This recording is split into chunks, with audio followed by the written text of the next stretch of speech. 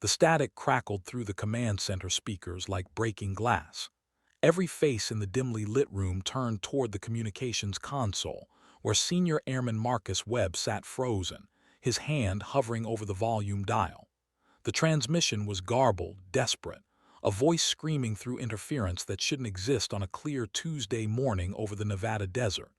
"Mayday, Mayday, this is Vanguard 17, we are." Then nothing. Just the hiss of dead air and the collective, held breath of 12 people who'd spent their careers preparing for moments exactly like this, yet found themselves suddenly, terrifyingly unprepared. Colonel Raymond Vasquez leaned forward, his weathered hands gripping the edge of the console. "Replay it," he commanded, his voice steady despite the tension coiling through his shoulders. Webb's fingers danced across the keyboard, pulling up the audio signature, analyzing the bandwidth, checking satellite positioning. The playback was worse the second time, more human, more afraid. In the background of that fractured transmission, beneath the panic and the static, there was something else. A sound like distant thunder, but wrong, rhythmic, mechanical, something that made the hairs on Webb's neck stand rigid. "Sir, Vanguard 17 is a training flight," Lieutenant Kira Hassan spoke up from her station, her dark eyes scanning multiple screens simultaneously.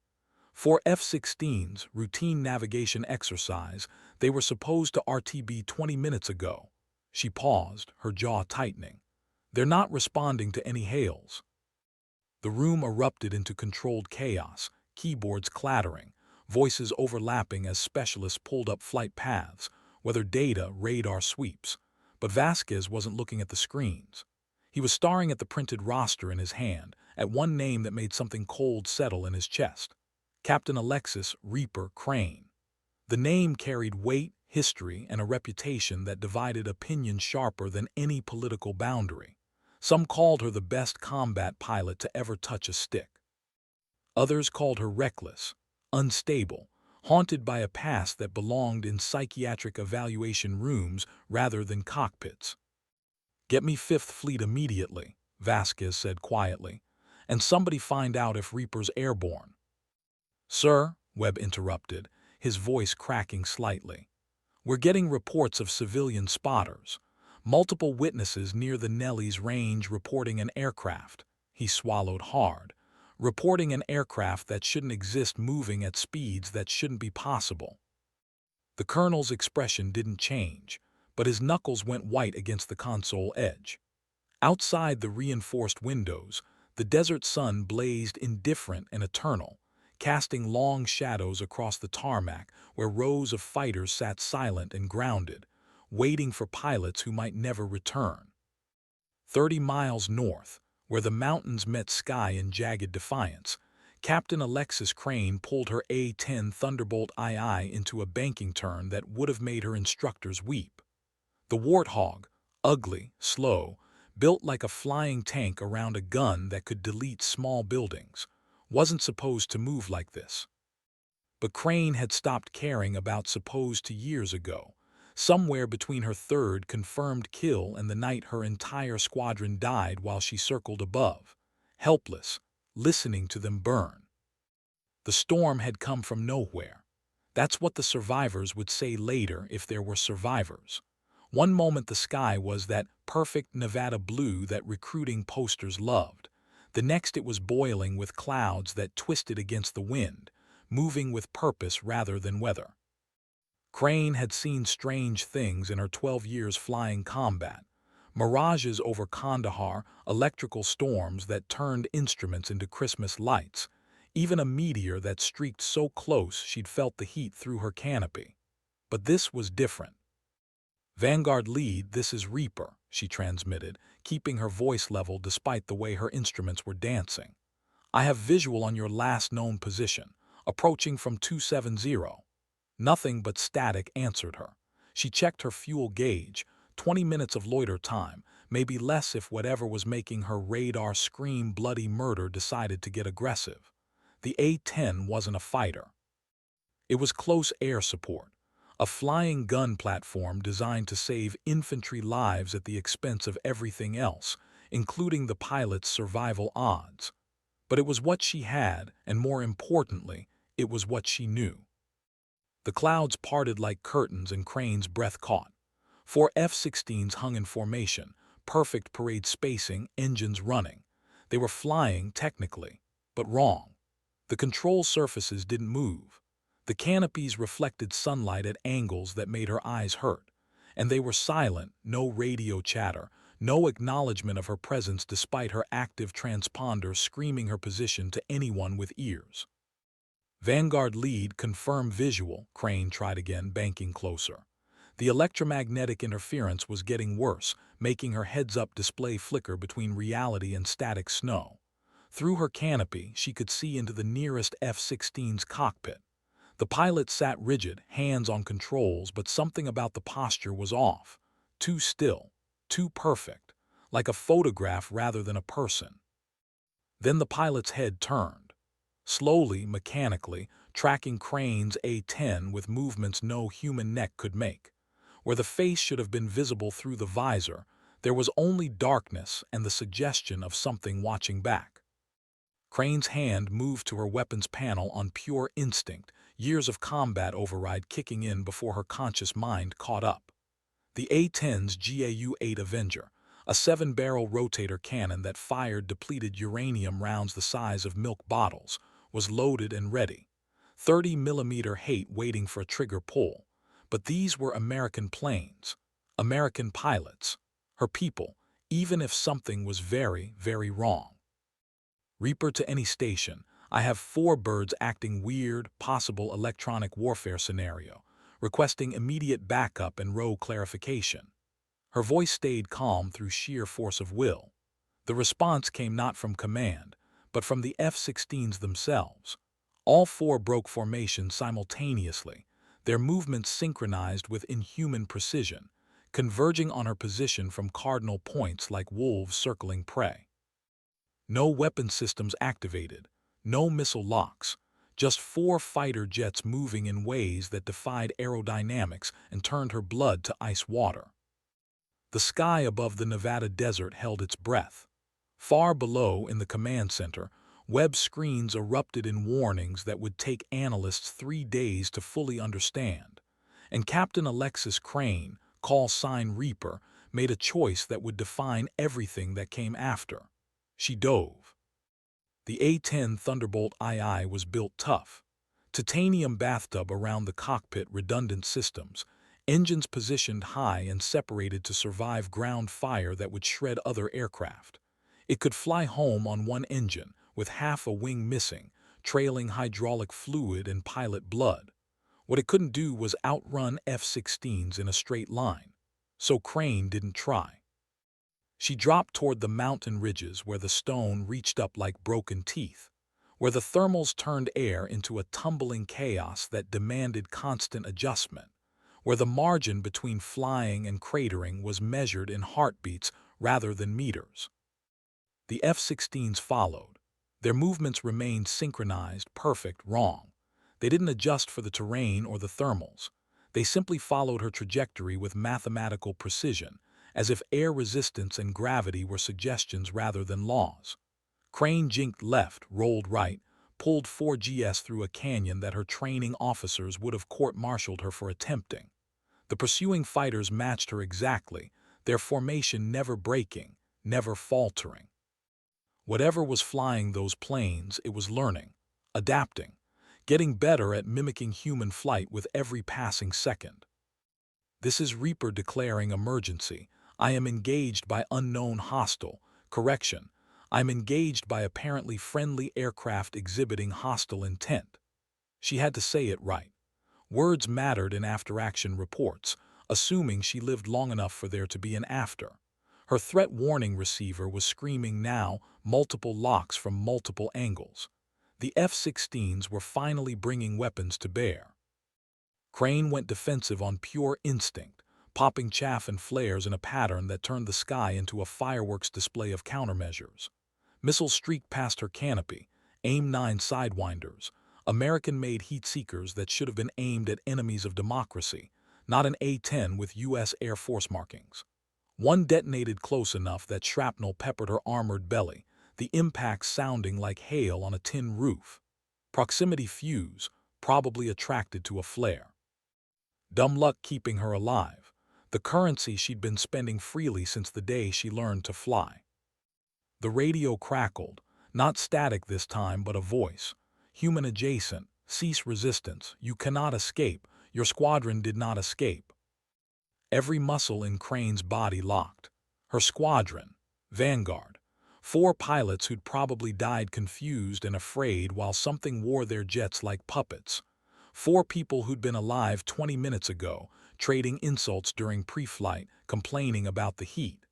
4 empty seats at tonight's debriefing, if there was a tonight. She pulled the trigger. The GAU-8 Avenger roared to life with a sound like God's own chainsaw, its recoil actually slowing the A-10's forward momentum. Depleted uranium rounds streaked toward the nearest F-16 at 4,000 rounds per minute, each one capable of punching through tank armor. The fighter made no evasive maneuver. It simply absorbed the fire, glowing impacts tracing across its fuselage in a constellation of sparks and torn metal. Then it kept flying. Negative effect, Crane reported, her voice tight. Guns ineffective, target still. The F-16 rolled inverted and dove straight at her, a kamikaze run that defied every instinct of self-preservation. She had maybe 2 seconds to react. Her hand found the ejection handle even as her mind screamed that ejecting over hostile forces meant capture, interrogation, death. But what forces? What enemy? At the last possible instant, the F-16 pulled up. Not to avoid collision, but because something massive and fast had just interposed itself between Crane's A-10 and certain death. Another aircraft, bigger, meaner, its engines howling with the distinctive whine of high-bypass turbofans pushed to their absolute limit.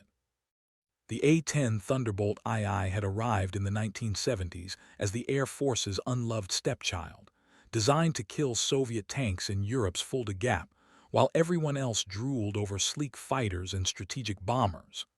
Pilots called it the Warthog, or simply the Hog, with the kind of affection reserved for ugly dogs that bite intruders. It was slow, with a maximum speed that made helicopters laugh. It was low-tech, still using manual reversion flight controls when everything else had gone fly-by-wire. And it was absolutely, brutally effective at one thing: close air support, putting ordnance on target while taking punishment that would drop any other aircraft from the sky. The newcomer was also an A-10.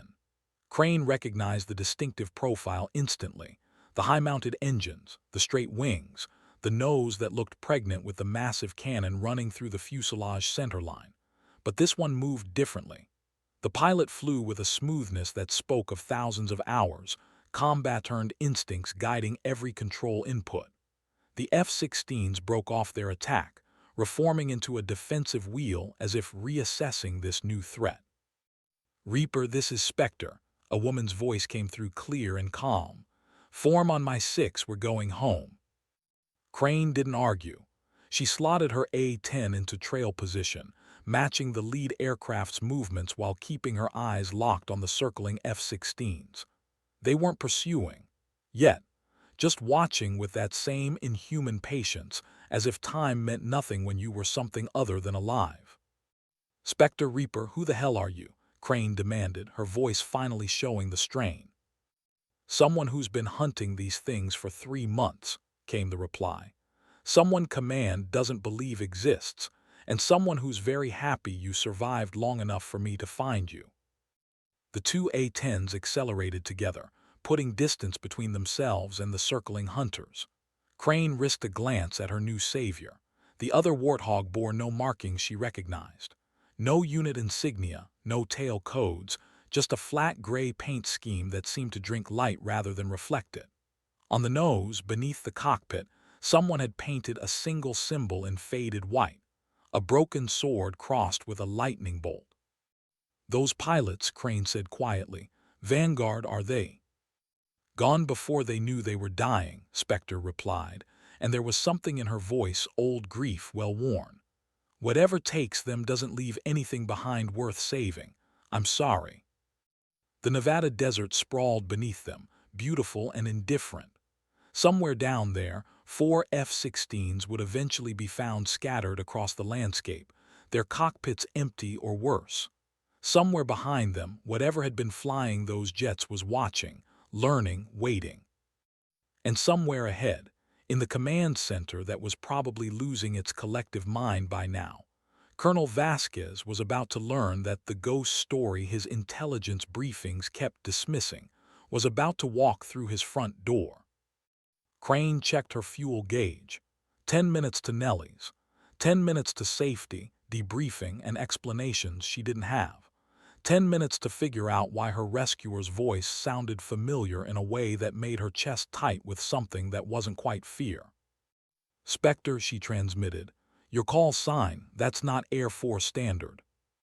A pause long enough that Crane thought the other pilot might not answer. Then, "Neither am I, not anymore." They flew in silence after that. Two ugly aircraft built for a war that was supposed to stay conventional, carrying pilots who just glimpsed something that made conventional warfare look quaint. The sun continued its arc toward evening, painting the mountains in shades of gold and rust. And in the darkening east, storm clouds gathered again, moving against the wind.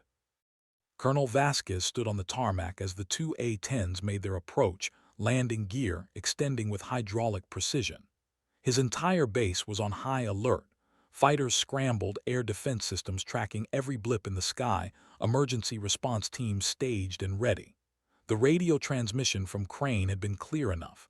Hostile engagement by apparently friendly forces, multiple aircraft lost, unknown threat still active. The kind of situation that turned careers into cautionary tailies. What he hadn't expected was the second A-10. The one that wasn't on any flight plan, didn't squawk any transponder code, and according to his tower, didn't officially exist. Yet there it was, touching down with the kind of textbook precision that spoke of a pilot who could land in her sleep. Both aircraft taxied to the transient ramp, away from the main flight line. Vasquez had ordered the area cleared. No cameras, no unnecessary personnel, just security with weapons hot and fingers itching. He'd been in the Air Force 30 years, flown combat in 3 theaters, commanded 2 wings. He'd seen strange things, classified things, things that stayed locked in his memory with clearance levels most people didn't know existed.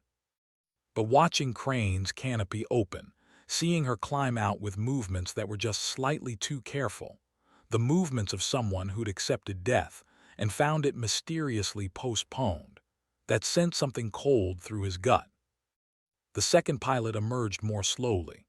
Female, Vasquez noted medium height, moving with the economy of motion that marked special operations or deep cover intelligence. She wore a flight suit with no name tag, no wings, no unit patches. Just blank Nomex and the kind of tan that spoke of too many hours in sun-blasted places. When she pulled off her helmet, Vasquez felt the world tilt slightly off axis. He knew that face. Everyone in tactical aviation knew that face, or had once. Major Catherine Valkyrie Morrison, the pilot who'd survived the Kandahar incident 6 years ago when her entire squadron was wiped out by what the official report called catastrophic systems failure during routine patrol. The pilot who'd testified before closed congressional hearings about aircraft that moved wrong and pilots who stopped being human. The pilot who'd been quietly retired with a medical discharge for post-traumatic stress before she could say too much in too many places. The pilot who, according to every database Vasquez had access to, was supposed to be dead. "Colonel," Morrison said, her voice carrying across the tarmac, "we need to talk, somewhere without windows, recording devices, or people who'll panic when they hear what I have to say." Vasquez looked from Morrison to Crane, who was standing beside her A-10 looking shell-shocked and furious in equal measure. He thought about the 4 missing F-16s, about the civilian reports of impossible aircraft, about the fact that his command was currently experiencing an unexplained incident that bore uncomfortable similarities to the Kandahar report everyone had been ordered to forget. "SCIF," he said curtly. sensitive compartmented information facility, the most secure room on base, designed for discussions that could end administrations or start wars. 5 minutes. Captain Crane, you're with us. Everyone else maintains lockdown until I say otherwise. He turned on his heel, not waiting to see if they followed. They did, of course. Crane because she was military and orders were orders, even when nothing made sense. Morrison because she'd been waiting years for someone in authority to finally ask the right questions. Together they crossed the tarmac while the sun set behind them, painting their shadows long and dark across concrete that was still warm from the day's heat. Above them, the sky was clear again. But anyone watching closely would have noticed the way Morrison kept glancing up, as if expecting threats to materialize from the blue itself. Inside the SCIF, Vasquez secured the door personally. Triple reinforced steel, electromagnetic shielding, acoustic dampening that could swallow a scream. The room was small, utilitarian. A table, 3 chairs, a classified computer terminal that was currently powered down. No windows, no cameras, no escape. Perfect for conversations that couldn't be allowed to leak. "Talk," Vasquez commanded, lowering himself into a chair with the careful movement of a man whose knees had logged too many hours in ejection seats. "Starting with how you're alive when you're supposed to be dead, Major Morrison." "I was never dead," Morrison replied calmly, remaining standing. "I was disappeared. There's a difference. And I stayed disappeared because everyone who tried to report what really happened in Kandahar ended up either discredited, reassigned to career-ending posts, or actually dead. I chose survival and research over martyrdom." Crane looked between them, her earlier shock crystallizing into something sharper. "The Kandahar incident. I remember the briefing. 8 aircraft lost. Official cause was extreme weather and equipment malfunction." She focused on Morrison. "But you testified it was something else, something hostile." "Something that turned our own aircraft against us," Morrison confirmed. F-15s, F-16s, even a tanker. One moment they were responding normally, the next their pilots stopped talking and their jets started hunting. By the time it was over, I was the only one left in the sky, and only because I broke every rule and ran instead of trying to understand what I was seeing. Vasquez leaned forward. "And you've been tracking similar incidents since?" 17 confirmed, 32 possible. Morrison pulled a battered tablet from her flight suit pocket, setting it on the table. The screen showed a map dotted with red markers across multiple continents. Everyone follows the same pattern. Routine flight, sudden communications loss, aircraft exhibiting autonomous behavior inconsistent with human control. If survivors exist, they report their squadron mates went silent before their planes turned hostile. Physical recovery of aircraft shows pilots either missing or deceased from causes that don't match the damage patterns. Crane felt her mouth go dry. "How many casualties total?" "Confirmed, 87 pilots across 9 nations. Possible, triple that." Morrison's expression remained neutral, but her knuckles were white where she gripped the table edge. "Whatever this is, it's getting bolder. Longer incidents, more aircraft per event, closer to populated areas. Today was the first time it's hit inside U.S. borders since Kandahar." "Why hasn't this been escalated through proper channels?" Vasquez demanded. "If what you're saying is true." "It was escalated," Morrison cut him off. "Multiple times, multiple agencies, multiple levels. Every report disappeared into classification black holes. Every investigation was inconclusive. Every witness who pushed too hard found themselves grounded, transferred, or worse. Someone very high up the chain doesn't want this looked at too closely. Which means either they're compromised, they're incompetent, or they know exactly what's happening and have decided the truth is worse than the lie." The silence that followed was heavy enough to suffocate. Crane broke it first, her voice quiet but steady. "What do you think it is, honestly?" Morrison met her eyes, and Crane saw exhaustion there. The kind that came from years of watching friends die while knowing you couldn't save them or even warn the next victims. "I think it's intelligent," Morrison said slowly. I think it learns from every encounter, and I think it's been studying human military doctrine long enough to know our weaknesses better than we do. It doesn't need stealth or superior weapons. It just needs to turn us against each other, make us doubt our own assets, poison the trust that makes coordinated defense possible. She paused. You felt it up there, didn't you, Captain? That moment when you almost fired on what looked like American jets, because some part of your brain knew they weren't friendly anymore. Crane's jaw tightened, but she nodded. Yeah, I felt it.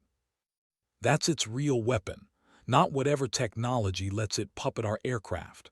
The doubt, the fear that any friendly could be compromised.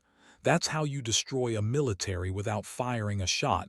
You make them afraid of themselves. Vasquez stood abruptly, packing the small room like a caged predator.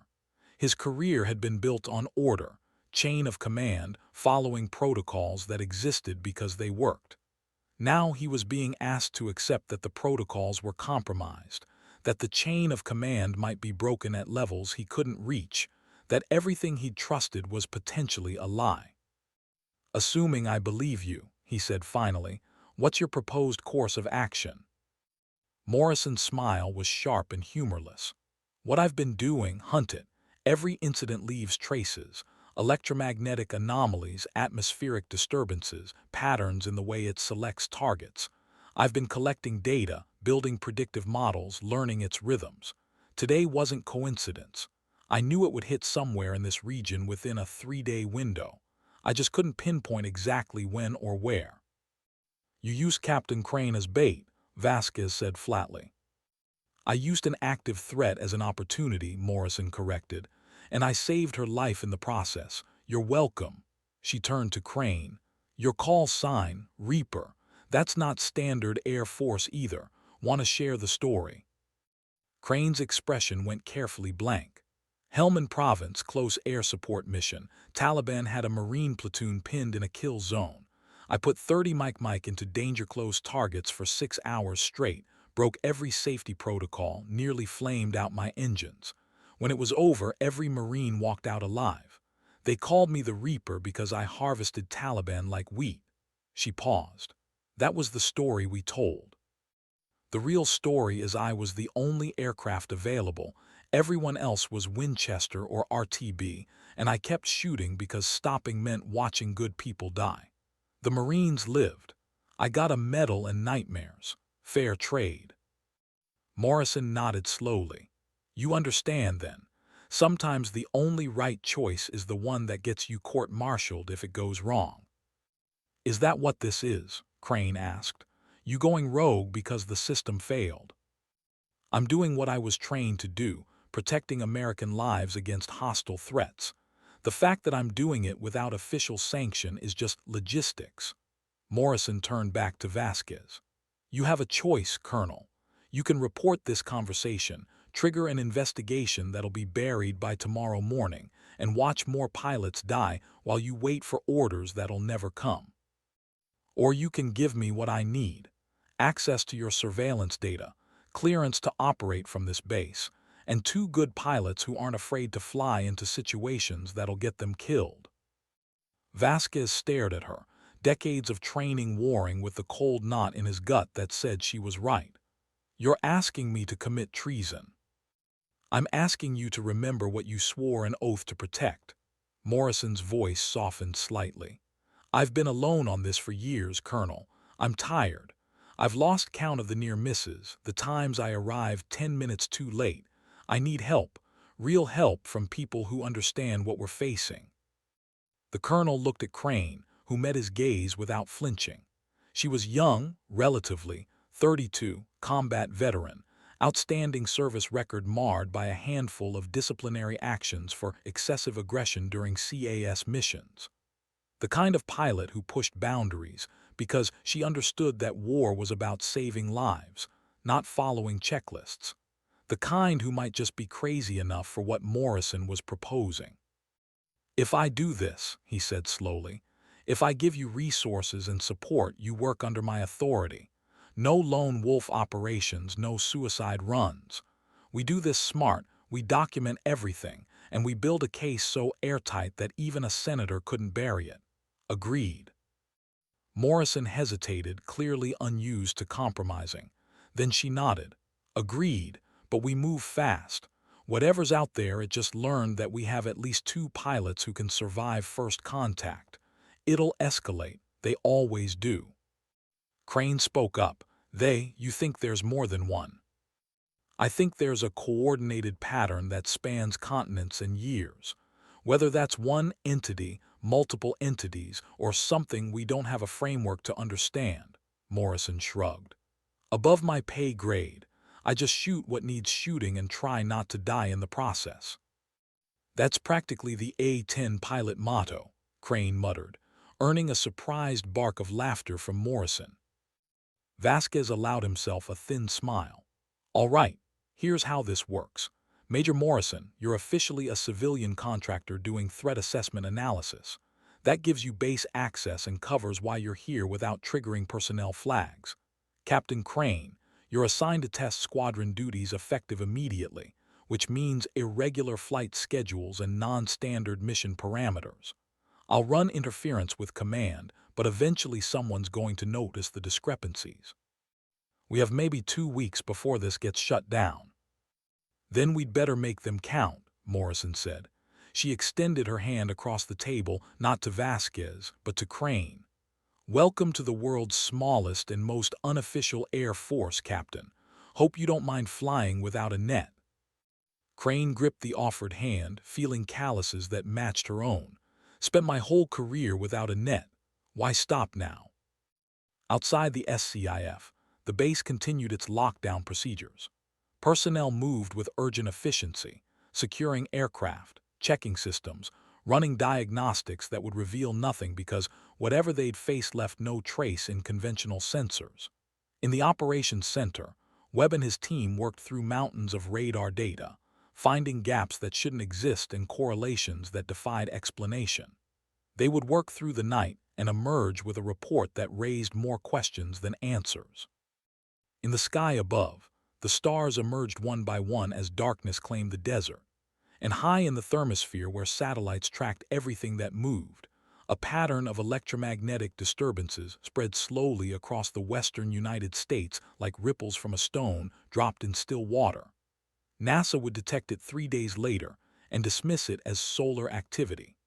The National Reconnaissance Office would flag it as anomalous and file the report in a database no one checked. And deep in a facility whose location appeared on no map, someone would read that report and make a phone call that would change everything. But that was still to come. For now, in the temporary sanctuary of the SCIF, 3 people who'd chosen to stand against the dark made their plans. They spoke in the clipped language of military efficiency, discussing logistics and tactics and contingencies. They did not speak about fear or doubt, or the statistical certainty that people who fought invisible enemies usually died without anyone knowing they'd been heroes. Those were the truths you carried silently, locked away where they couldn't interfere with the job. Crane would later remember that night as the moment her life divided into before and after. Before, when the enemy was visible and the rules made sense. After, when the sky itself became suspect and every friendly contact carried the potential for betrayal. She would remember Morrison's face in the harsh LED light, scarred by years of strain, yet somehow still determined, still fighting when anyone sensible would have run. She would remember Vasquez's slow nod, the moment when decades of protocol bent before necessity. And she would remember her own reflection in the polished table surface, young, fierce, not yet worn down by the knowledge that sometimes courage meant accepting you probably wouldn't win, you just die trying. But death had never scared her much. Living with cowardice, though, that was a terror she couldn't face. So she met Morrison's eyes and said, "When do we start?" The answer came with Morrison's grim smile, "We already have." The next 48 hours passed in a blur of preparation and discovery. Morrison brought out years of accumulated intelligence, photos, sensor logs, eyewitness reports, classified documents that technically she shouldn't possess. Spread across the table in a secure briefing room, it painted a picture that was simultaneously clear and incomprehensible. The incidents had started 7 years ago, small at first. A single aircraft going silent, crashing in remote locations with pilot error listed as cause. Easy to dismiss, easy to forget. Then Kandahar, which was too big, too violent, too public to be completely buried. Morrison had survived by luck and instinct, running for Pakistan when her fuel gauge said she shouldn't make it, but somehow crossing the border anyway with flames licking from one engine and holes in her wings she couldn't explain.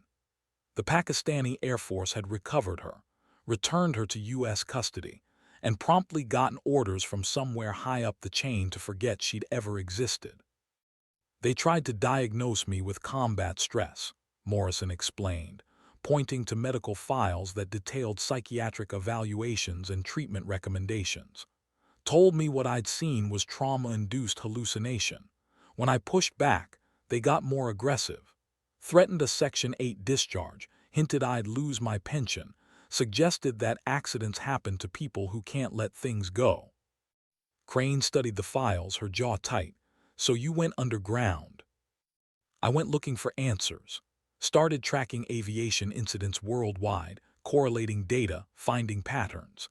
Eventually, I realized I wasn't the only survivor, just the only one still talking about it. Found 3 others across 2 continents. 2 of them disappeared within months of my making contact. 1 supposed car accident, 1 apparent suicide.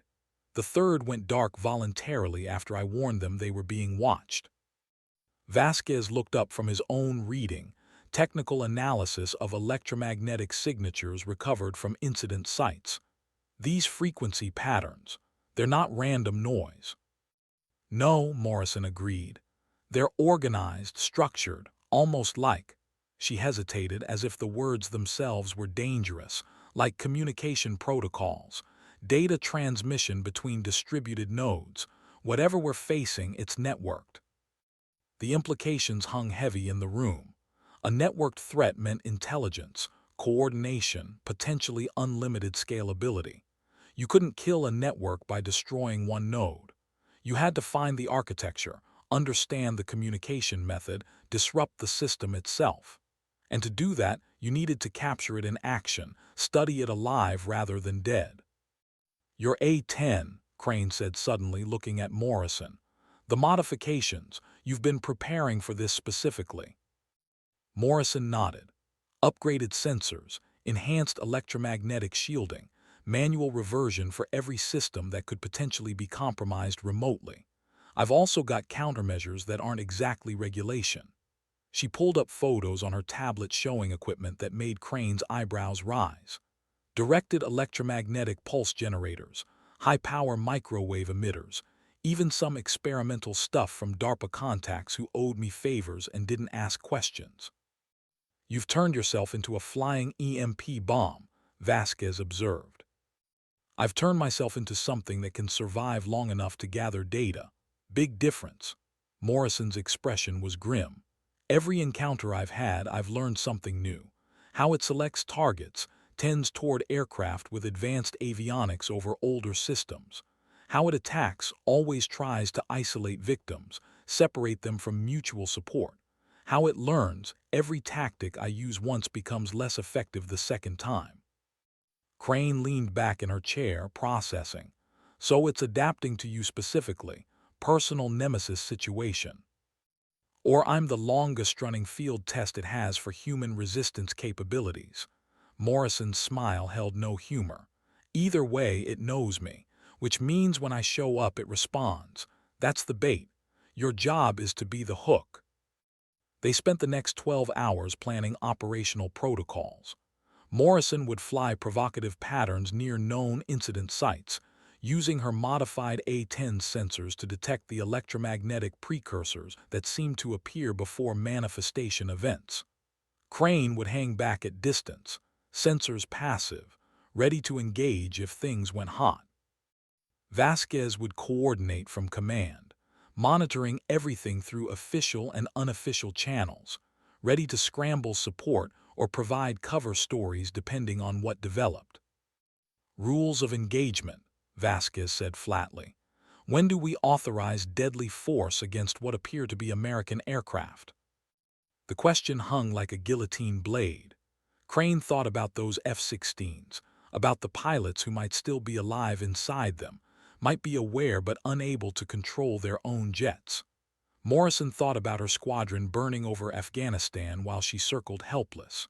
Vasquez thought about the oath he'd sworn and what defend against all enemies really meant when the enemy looked like your own people. If it's actively engaging, Crane said finally, if weapons are hot and lives are at stake, we fire. We can't save pilots who are already dead or compromised. We can save the ones still flying. Morrison nodded. Agreed, but we try capture first if possible. I need intact hardware, something I can study. The wreckage from previous incidents has been sanitized or disappeared before proper analysis could happen. This might be our only chance.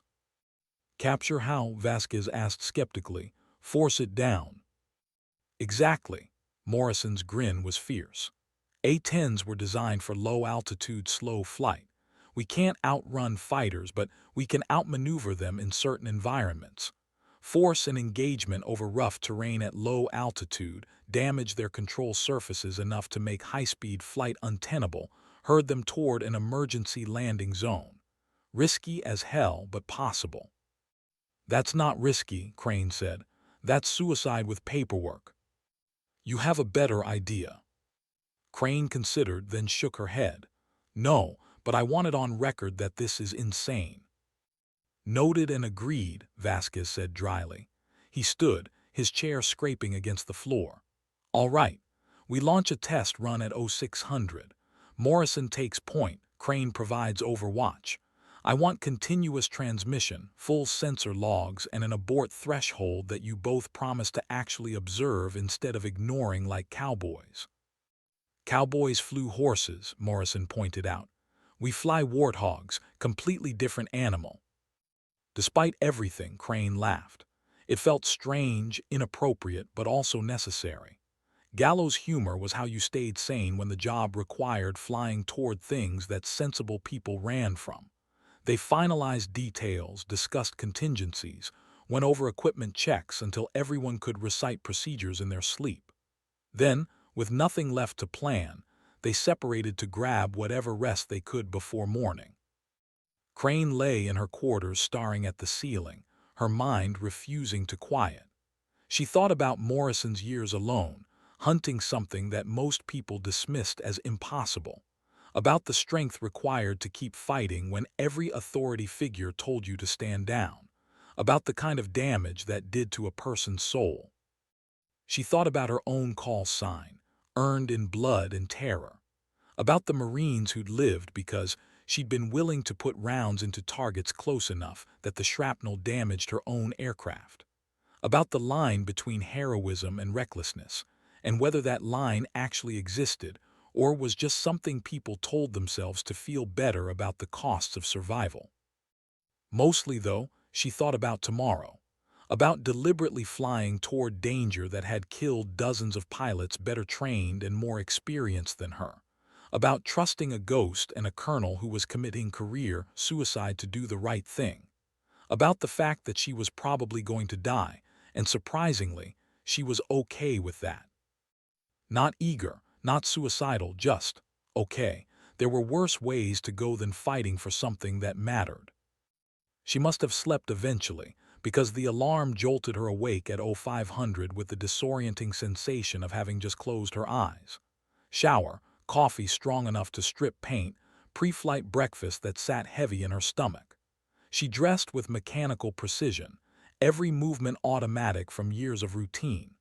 Flight suit, boots, survival vest with gear she hoped she'd never need. Morrison was already at the flight line, doing her own pre-flight checks with obsessive thoroughness. Her A-10 sat like a patient predator, ugly and lethal, and somehow beautiful in the pre-dawn light. Crane's own Warthog was parked 20 yards away, ground crew finishing final preparations. Sleep, Morrison asked without looking up from her inspection. Some you. gave up trying around O-300, reviewed sensor data instead. Morrison straightened, meeting Crane's eyes. You don't have to do this. You got caught up in this by accident. Nobody would blame you for sitting this one out. Crane snorted. Yeah, they would. I'd blame me. She paused. Besides, someone needs to keep you from doing something stupidly heroic and getting yourself killed before we figure out what we're actually fighting. That's fair, Morrison extended her hand. Good hunting, Reaper. Good hunting, Spectre. Crane gripped the offered hand, feeling the strength there, the scars, the absolute conviction. Then they separated, moving to their respective aircraft, strapping in, running through startup sequences that had been drilled into muscle memory until they happened without conscious thought. The GAU-8 Avenger spun up with its distinctive whine, 7 barrels rotating, ready to turn whatever they pointed at into constituent atoms. Canopy down, locked. Radio check clear. Instruments green across the board. Crane took a deep breath, centering herself in the moment. Then she released brakes and started rolling, Morrison leading, her wingwoman following, 2 slow, heavy aircraft loaded for a kind of war the manuals never anticipated. The sun broke the horizon as they lifted off, painting the desert in shades of gold and promise. It was going to be a beautiful day to hunt ghosts. Or to become one.